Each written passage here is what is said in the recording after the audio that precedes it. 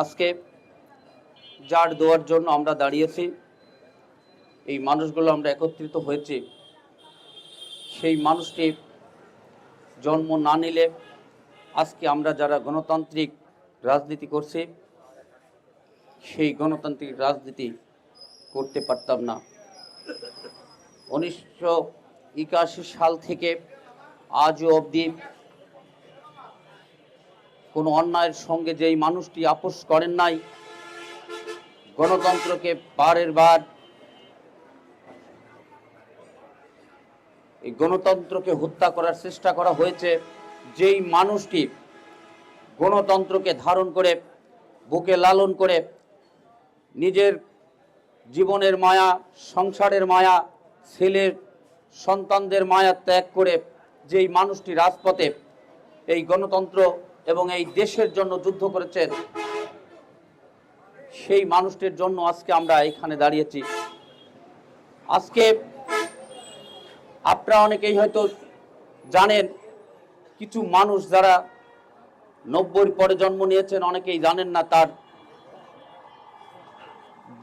তার জীবনের যে কষ্টগুলো উনি করেছেন। উনি একে প্রধানমন্ত্রী, এই দেশের রাষ্ট্রপতি, স্ত্রী এবং বাংলাদেশের স্বাধীনতা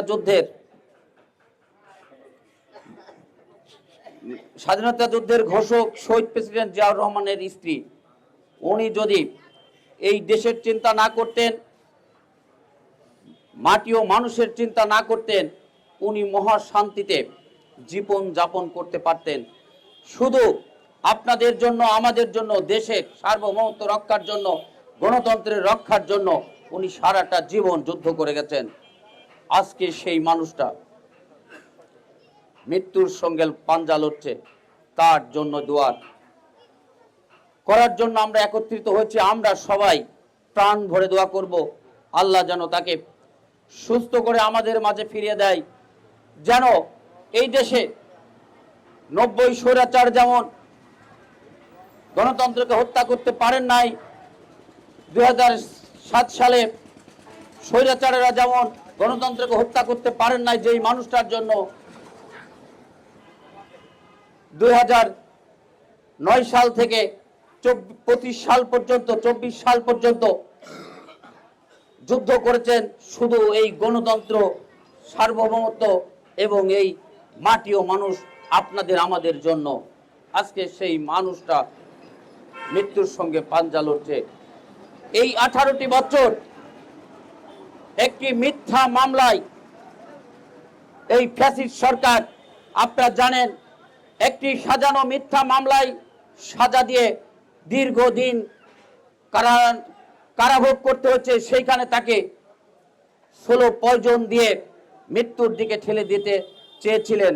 আল্লাহর রহমতে সে এখনো বেঁচে আছেন। সেই স্লো পয়জনের কারণেই আজকে সেই ঝুঁকিতে, তার এই শরীর ঝুঁকিপূর্ণ। অতএব আমরা প্রাণ ভরে সবাই দোয়া করব যে এই মানুষটার জন্য যেন আল্লাহ ওনাকে সুস্থ করে আমাদের মাঝে ফিরিয়ে দেয় এবং আমাদের গণতন্ত্র, দেশ এবং সার্বভৌমত্ব রক্ষার জন্য আরো দীর্ঘদিন আমাদের মাঝে থেকে কাজ করতে পারে। সেই সঙ্গে আমাদের আজকে এই যে আয়োজন, এই আয়োজক কমিটির যারা এর সঙ্গে সবাই যুক্ত, এই নন্দলাল ইউনিয়নের বিএনপি এবং অঙ্গ সংগঠনের সমস্ত নেতৃবৃন্দকে ধন্যবাদ জানিয়ে আমি আমার এই সংক্ষিপ্ত বক্তব্য এখানে শেষ করছি। বাংলাদেশ জিন্দাবাদ, শহীদ জিয়া অমর হোক, দেশনেত্রী বেগম খালেদা জিয়া জিন্দাবাদ, তারুণ্যের অহংকার তারেক রহমান জিন্দাবাদ।